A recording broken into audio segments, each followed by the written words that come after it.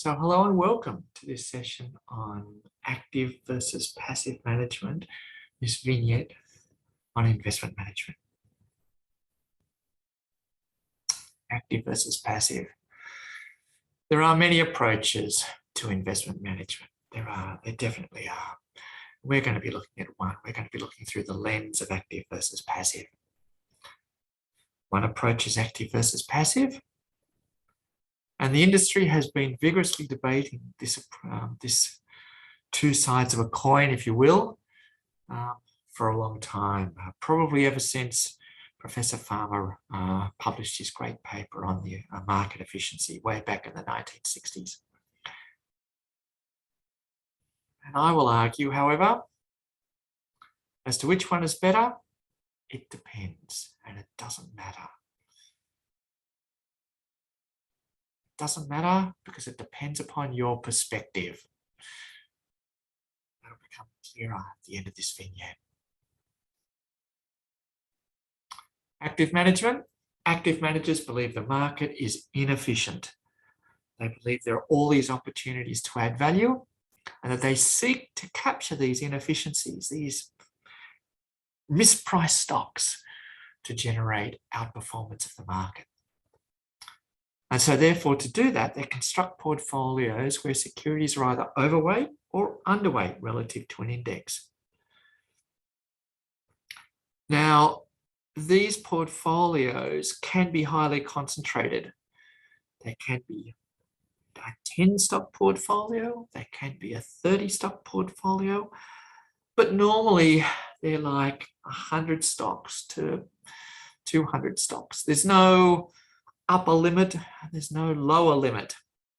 You can have a one-stock portfolio if you want. There's nothing stopping you from doing that.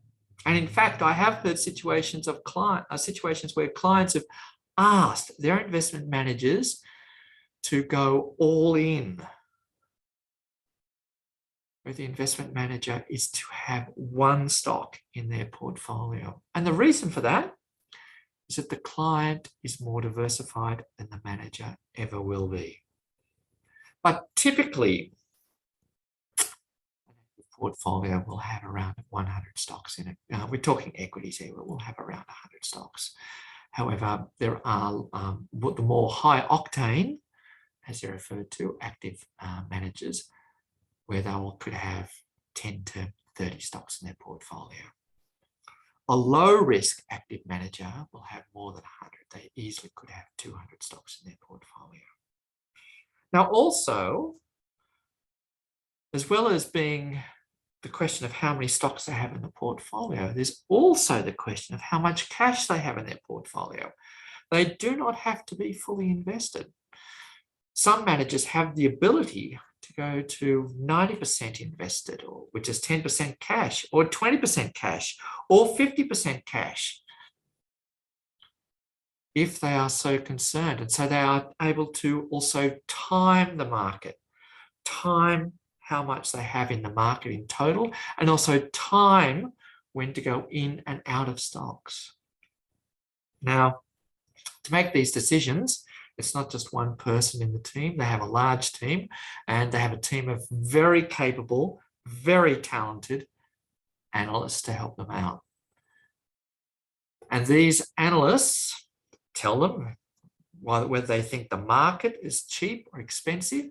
These analysts also tell them which stocks are cheap or expensive relative to fair value.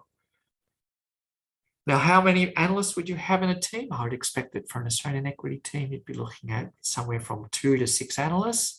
If you were talking about global equities, you'd be looking at 20 or 30 or more analysts in your team. Way back when I first got into the industry in the late 1980s, there was a fabulous investment manager which dominated global equities. Their name was Capital International. They're one of the world's largest investment managers. They're still around today. And their great claim to fame, a wonderful marketing story that it was that they had an analyst in every country in which they invested, which meant that for global equities, for world equities, they had 22 analysts because there were 22 countries. Now, Today, teams are much larger and the world is much more competitive. And so we expect many more than 22 analysts for a world equity portfolio. And because these people are very talented and their process is very expensive, if you're analysing BHP, you're travelling all over the world to look at BHP's mines. And you wouldn't just be looking at BHP, you'd be analysing all miners. And so you'd be looking at Rio Tinto, who have mines all over the world, and you'd be looking at other major miners, and you'd be looking at their mines all over the world. If you were just analysing BHP, let's just say you're analysing iron ore miners in Australia, well, you'd have to go to Brazil to compare, to be able to compare whether the Australian miners were doing a good job against the Brazilian miners, because it's a globally competitive market. And so this is a very expensive process with very talented people. These people do not come cheap. You'd be looking at, for the good analysts, you're paying well over $1 million, probably several $1 million per year each. The expenses would be millions of dollars for the team per annum, and so it's very, very expensive. And so to compensate for these expenses, active managers charge a very high fee. And also, there's only so much of their skill to go around, and so if you want access to this skill, you've got to pay for it. So they do charge a very high fee. But beating the market is hard. It is very, very hard indeed. And whilst nearly half of active managers outperform the market in any year, that means that approximately 50% of active managers underperform the market in any year. But let's give credit to where credit is due. If approximately 50% of managers outperform the market in any year, unfortunately, no manager has yet found a way to persistently outperform the market. They can do it in a year, they might be able to do it for 2 years, they might be able to do it for 3 years. There have been managers who've been able to do it for 4 or 5 years in a row. But they can't do it every year.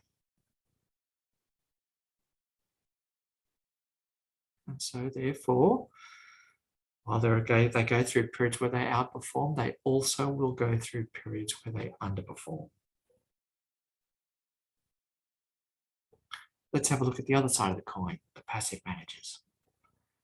Passive managers believe that markets are efficient, which means it's hard to beat the market. So rather than attempt to outperform the market, which they think is hard to do, passive managers attempt to capture the market rate of return. Now, this is a quantitative process. It is very skillful, very challenging to do. These managers are very, very good at it. They do it in one of two ways. They either fully replicate the index, which means they buy all the stocks in the index in the weights that the index is constructed, or they sample it. So they have a smaller portfolio than what's in the index, and they sample and they seek to build a portfolio that has the same characteristics as the entire index. Once their portfolio has the desired characteristics, passive managers rarely trade. They tend to sit back and they trade when they need to. If they're fully replicated, that will be very, very rare. It'll only be when more money comes in or when money leaves. If they sample, they'll rebalance their portfolio when their portfolio has moved away from the characteristics of the desired characteristics they're seeking to replicate. And so they do rarely trade, whereas active managers are trading every single day. Even though the passive managers are highly skilled, they employ no analysts because they don't analyze stocks. They might have 1 or 2 assistants, but they do not have analysts. Therefore, passive managers charge very low fees, and because they're not trading very often, they have low transaction costs. And as an investor, because your money isn't churning over, you pay low taxes.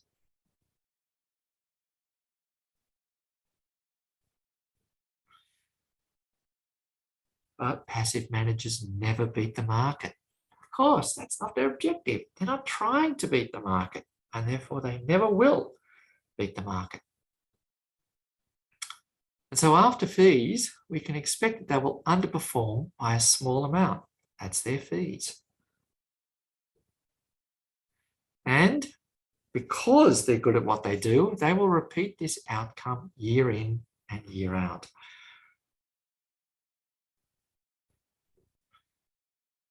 Now, it's human nature to want to win. Of all the investment managers out there in the world, there's probably 25,000 of them. Only 50 are passive managers. The rest are active because it's human nature to want to win.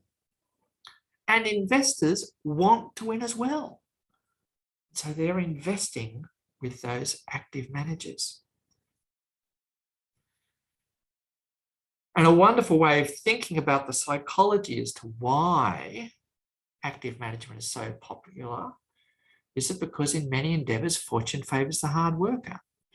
You think about your studies. You work hard, you'll pass. You work very, very hard, you'll get good grades. In your career, you work hard, you'll do well. You work very, very hard, you'll do even better. In learning how to do a sport, you work hard, you'll do well. You don't work hard, you won't do well. Learning in your relationships. Yes, even relationships. You work hard at your relationship will last a long time. You don't work hard at your relationship will fall apart. So yes, in many endeavors, fortune favors the hard worker. And for many investors, what we're thinking about with investment is that you work hard, you'll outperform. But in investment markets, they are full of lots of hard workers who are each seeking to capture some of the available inefficiencies, and therefore there's just not enough to go around.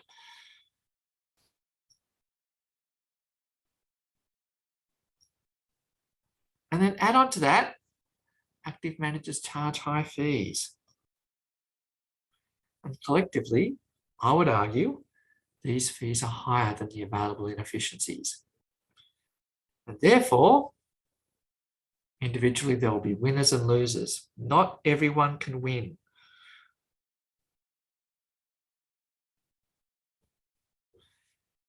The active managers, they regard the passive managers as losers, fools, or leeches. They regard them as losers because they're not going out there seeking to outperform.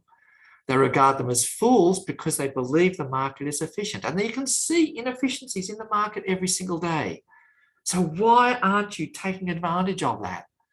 That's what the active managers are arguing to the passive managers. And they also regard them as leeches.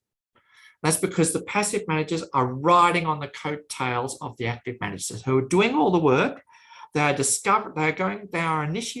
active managers are initiating the price discovery process, which drives the prices higher. And therefore, it is through the hard work of the active managers that the passive managers generate return. And many active managers don't like that. They do regard the passive managers as leeches. On the other side of the coin, the passive managers regard the active managers as disillusioned. Yes, there are inefficiencies out there, but there's not enough to go around. And after fees, you'll underperform. So are you doing the right things for your clients? You're disillusioned by praying to the altar of active management and trying to outperform. Why waste your time and effort and all this money when you can just passively manage and capture the market rate of return and do a great job for your clients? So as it would say, the passive managers. But hopefully, at least in my experience, the passive managers do note and do regard that the active managers play a very important role of setting prices. And if it wasn't for the active managers, the passive managers would not be able to generate a return. So yes, from the passive manager perspective, go you good thing, go you active managers, and keep doing what you're doing because you set prices and generate returns for all. And so because of these two arguments and these two perspectives, never the twain shall meet. And so therefore, it just does depend upon your perspective. So here we are, we've come to the end. Well, let's summarize our thoughts. Active managers believe the market to be inefficient. They seek to outperform the market through superior analysis. And active management is expensive. Passive managers, on the other hand, believe the market to be efficient. They're the other side of the coin, aren't they? Passive managers seek to replicate the performance of the market, and passive management is inexpensive.